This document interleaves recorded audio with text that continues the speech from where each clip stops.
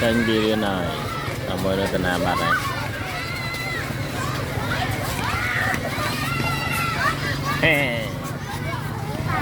Hey, chồng rớp ba với khơi nhỉ.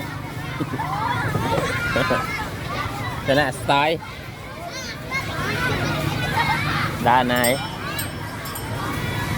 ngay tỉnh móc brit nó không thôi đây bây giờ. Mình của mình style là nói style hả không có em kênh phía và bà con đấy đấy chẳng bạn này hả của bạn đấy chẳng đạn họ có mấy nhỉ đã bọc mấy mình cắt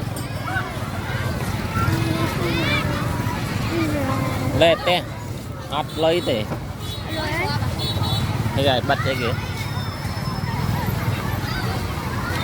Tao này sao đấy thì ao ấy bảo đi ban đâu ạ